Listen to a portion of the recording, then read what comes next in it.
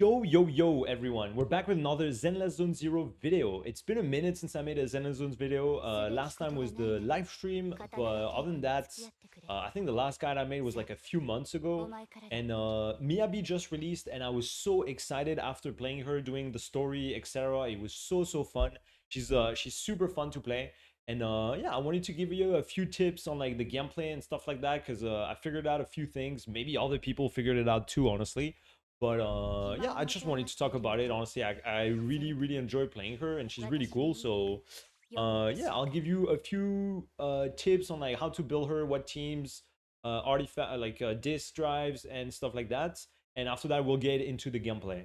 So first, in terms of stats, you're trying to reach at least 80% crit rate. The reason why is that because her core skill makes it so she will gain anomaly buildup rate according to how much crit rate she has, up to 100% of her crit rate, up to a maximum of 80%. So if you have 80% crit rate, you will gain 80% frost anomaly buildup rate, which basically means you will apply your anomaly much faster. If you don't have 80%, it's not the end of the world, but at least 70% is the minimum you should try to aim for. And after that, if you can get 80%, it's great, but it's not the end of the world if you only have 70%.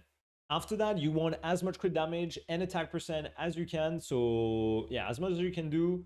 But the crit rate is a priority. I see a lot of people, they have 80 crit rate and they only have 110, 120 crit damage, and it's very good. You don't necessarily need more than that. In terms of attack, my attack here is a little bit low. I'll explain to you why in a little bit, but if you can get more attack, it's also great. If you can get closer to 3,000 or 2.5k at least, it's pretty good. In terms of skills, so you want to max out the core skill, of course. The basic attack and the chain attack are going to be the two abilities you want to max out as much as possible. The skill special attack is also pretty good. The rest is not really too important. If you like her and you want to level it up for a bit of extra damage, depending on the situation, it's worth it. But otherwise, it's not too important. Attack, chain attack, and then special attack are the priority. In terms of disk drive set, the new set is going to be the best option for sure. It works perfectly fine, like perfectly with her. You get crit damage, you get more crit rate as well, you get more crit damage as well. So it's literally the perfect set. So you want to farm that set. And for the last two piece, you can use either Woodpecker Electro for a bit more crit rate if you cannot get the crit rate, or you can use 2 Ice, 2 Anomaly, 2 Attack, 2 anything. Honestly, can kind of work on the last slot. But if you're not able to hit the 80 crit rate, then Woodpecker is going to be your best bet. On slot 4, you will want crit rate if you don't have enough crit rate. If you have enough crit rate, so if you already have 80% or around 75%, it's going to be too much with the crit rate circle. You can go attack or crit damage, depending what you use on 5 and 6. On 5, ice damage or attack percent are going to be the two best options.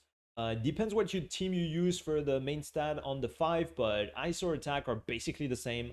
But if you're using attack here, crit damage is going to be better on the slot 4. And finally, for the slot 6, attack is going to be your best option, but if you cannot find a slot 6 attack, I'm running Anomaly Mastery, and it's also very good. It's going to make you build up the Anomaly much faster, so it's basically going to be similar to attack percent, a little bit worse, but it's not too bad. And yeah, you can go triple attack if you have very good substats. Attack ice, crit damage, attack ice, attack is also fine. Like you can do basically anything as long as you're focusing on attack, ice, and crit rate. For the weapons, her signature is the best option, but you can use any other anomaly weapon basically. Grace weapon is going to be your second best option at R1. So if you got it from standard or when losing for the weapon, it's going to be very good. And after that, you can choose between Roaring Ride or Rainforest Gourmet. They're both basically similar. All the 4 stars are going to be very similar on Miyabi if you don't have a fusion compiler. So either Rainforest Gourmet R5 if you have it, or Roaring Ride R5. They're basically very similar. Electrolyte Gloss is not really insane, and Weeping Gemini is okay as well. So they're basically all very similar. It's like 3 to 5% max difference between all these. So the real big difference is going to be between Fusion Compiler and the rest, and her weapon. Now, in terms of teams, this is going to be one of her best team. Yanagi is going to be the best teammate for Miyabi because she can proc Disorder, and Miyabi's kid works very well with Disorder. I'll come back to it a little bit later. Sukaku is extremely good because she gives ice damage, attack bonus, so she's extremely great. After that, if you don't have Yanagi, if you don't want to play Sukaku, you can use a lot of different things. You can use Bernice Caesar, for example, to get the Sons of Caledon synergy and get the anomaly and stuff like that. With Miyabi, it's going to work extremely good. You can use Sugaku and Lucy for a more F2P friendly team setup. Nicole is also very good with Miyabi, so you can do Nicole Sukaku and it's going to work very great. If you got Lycaon from the standard banner, Lycaon with Sukaku full ice team is going to work very great, similar to Ellen team. Miyabi is basically a better Ellen, to be honest, at this point, so it's going to work very good. And finally, Piper is also going to be very good setup for Miyabi with the Assault Anomaly. She's going to work very great, and she's pretty F2P friendly. Almost everyone has Piper at this point, so Piper, Lucy work great. You can do Piper, Sukaku. You can do basically anything. Like, she has a lot of teams options, and she works with basically anything because her personal damage is already pretty insane, and she has a lot of synergies with other anomaly characters, support character, or ice character. So I didn't mention it, but also Lighter is gonna be extremely good with Miyabi. So you can do Lighter with another Sons of Caledon character. So Piper works great, or Lucy, or Bernice, or anything like that. I tried to go over it quite fast because there's probably a million guides around, but I just wanted to give a quick overview on what you need to put on your Miyabi. But now that we talked about that, let's talk about her gameplay. I think it's the main thing that is pretty cool with Miyabi is that her gameplay is pretty dynamic. She has insane animation, and you can cancel a lot of things as well. So first, let's talk about the way she works. So Miyabi has a different type of anomaly. She applies Frost Anomaly, which is similar to Ice Anomaly, but just another one. So when she deals ice damage, it will build up Frost Anomaly, and when she procs the Frost Anomaly, you can see here, it will deal something called Frostburn. Alright? The thing with Frostburn, though, is that you cannot proc Frostburn again after you proc it unless you proc another anomaly. So you can see here, I'm proccing Frostburn, and if I proc another time the Frost Anomaly, boom, I didn't proc Frostburn this time. The reason is that after you proc it, you need to apply a different anomaly, so, or you need to reapply the one anomaly basically. So it can be Frost Anomaly, but it can be Electric Anomaly, Ice Anomaly, anything. So you will need to like alternate the anomalies instead of staying on Miyabi non-stop. Otherwise, the cooldown is approximately 20 seconds from what I've figured it out. So like, let's say if I spam here like that, I proc the Frostburn. I will need to wait 20 seconds if I don't reapply Frost at all, or don't proc another anomaly, until I can reapply the Ice Fire anomaly on the enemy. You can see the enemy here doesn't have the aura, and when you proc the Ice Fire, it will have an Ice Fire aura on it. Wait a little bit. Yeah, you can see the Ice Fire aura here. It means the next time you proc the Frost anomaly, it will proc the Frostburn. Second thing is that every time you proc the Frostburn, you will gain 1 stack here on her charge attack. So basically, when you have 6, you want to get 6 stacks every time to do your charge attack and do as much damage as possible. So here I have 6 stacks, for example. Let me do that. Boom. And then I proc Frostburn, and boom, I got another stack. So the fact that you will alternate your different anomalies to proc Frostburn as often as possible will also help you get as many stacks as possible to be able to do your charge attack as often as possible, which is most of her damage.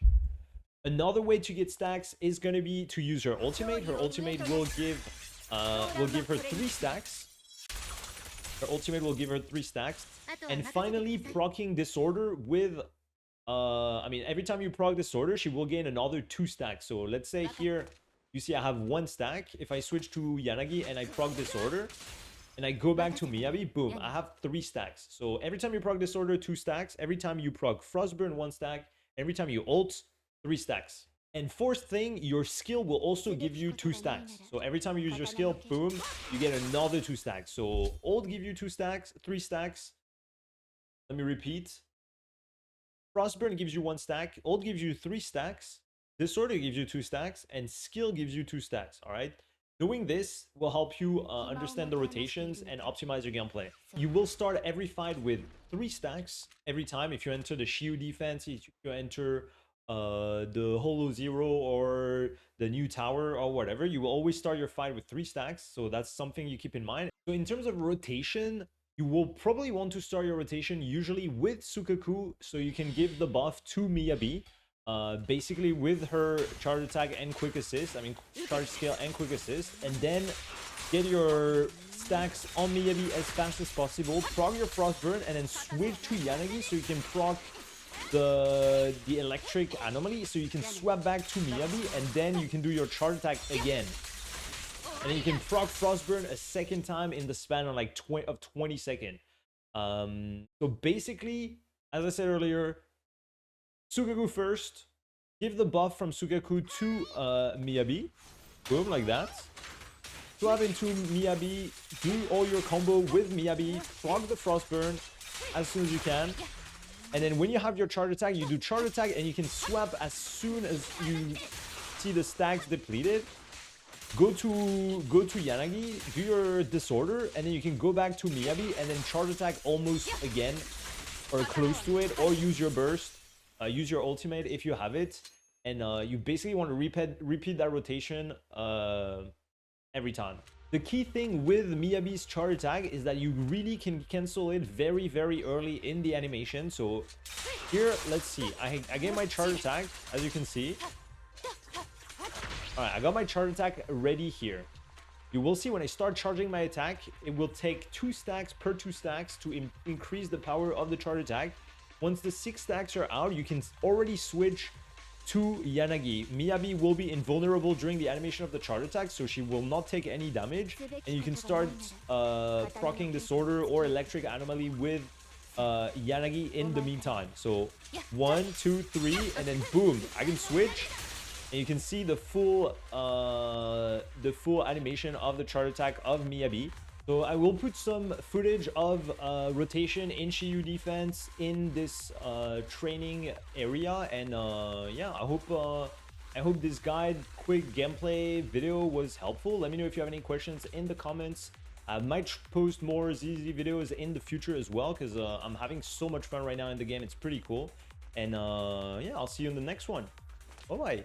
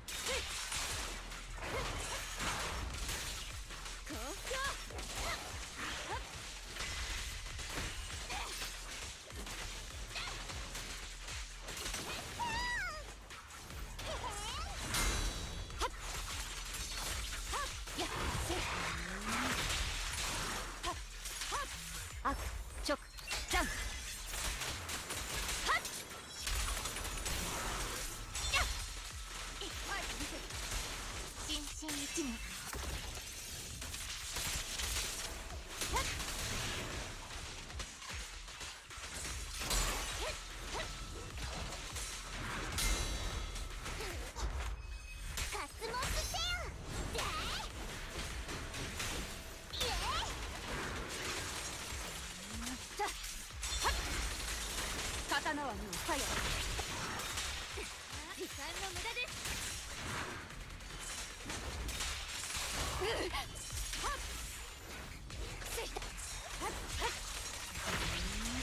勝利を上となし、狂乱はこれに次ぐ。